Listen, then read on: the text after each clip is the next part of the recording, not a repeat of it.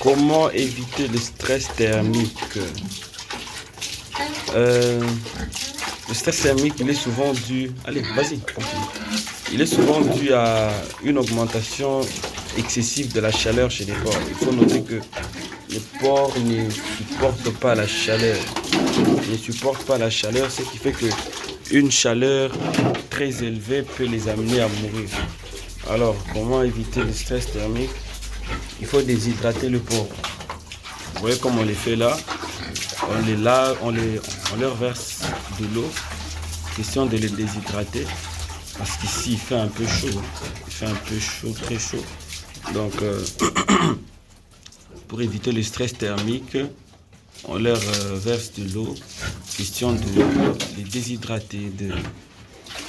De les déshydrater, vous voyez. Ça fait du bien quand on leur verse de l'eau et ça évite au moins le stress thermique. Vous voyez un peu les bâtiments, le sol et la toiture sont presque voisins. Vous voyez, ils sont presque voisins. Donc, nous sommes contraints chaque jour à faire ces petits exercices. On leur verse de l'eau avant de nettoyer.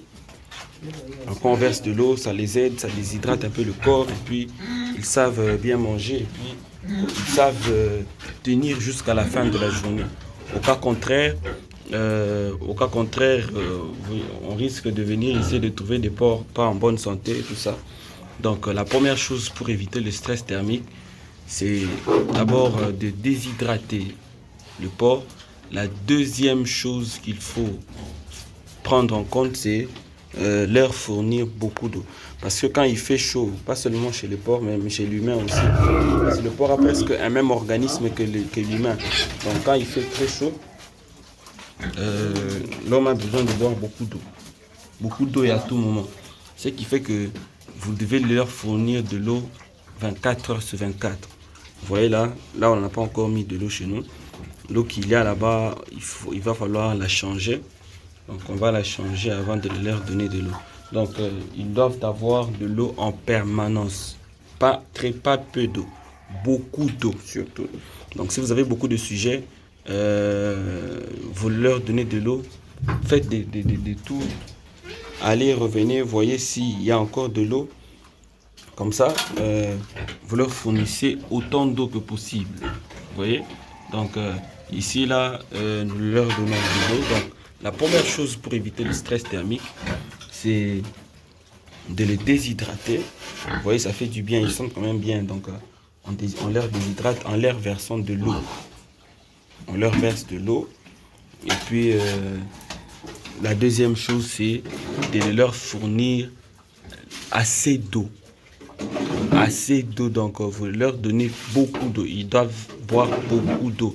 Parce que plus ils ont beaucoup d'eau, plus on a beaucoup d'eau, on boit beaucoup d'eau, moins on aura des stress thermiques, moins on aura beaucoup de chaleur corporelle. Vous voyez un peu, hein? Donc c'est un peu ça. Donc le stress thermique, c'est un stress. Je ne dirais pas une maladie, c'est un phénomène récurrent chez les porcs. C'est un phénomène vraiment très récurrent, dû au fait que lorsqu'il y a trop de chaleur,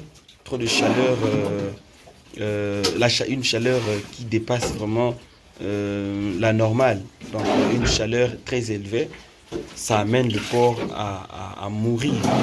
Surtout s'il n'a pas ces deux choses. Si le porc n'a pas assez d'eau, c'est pourquoi j'ai toujours dit que le porc peut manquer de nourriture, mais jamais de l'eau. Jamais de l'eau. Parce que même chez l'humain, un humain peut survivre grâce à l'eau. Mais si l'humain mange sans boire de l'eau, il peut mourir. Mais on peut boire de l'eau sans rien manger et survivre pendant un bon moment. Donc, le stress thermique est dû à une augmentation élevée de la chaleur corporelle. Et cela, on peut combattre ou traiter cela ou prévenir cela. Prévenir surtout. Les mieux serait de prévenir cela.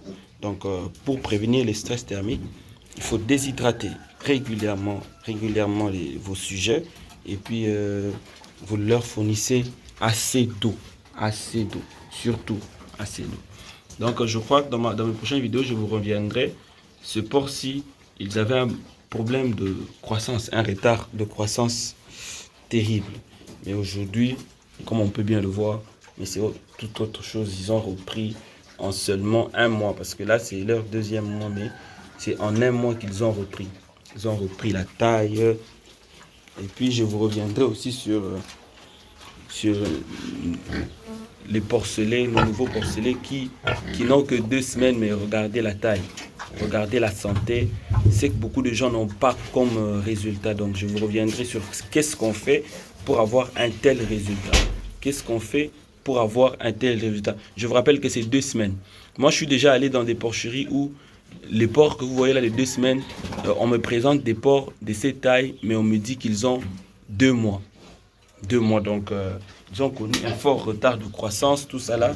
Je vous dirai comment nourrir vos porcelets nouveau-nés. Donc, je vous reviens dans mes prochaines interventions pour vous montrer comment on les nourrit et comment on est arrivé à ces résultats. Je vous dis à très bientôt. Ciao, ciao. À la prochaine. N'oubliez pas de vous abonner et d'activer la cloche des notifications pour ne plus rater mes prochaines interventions.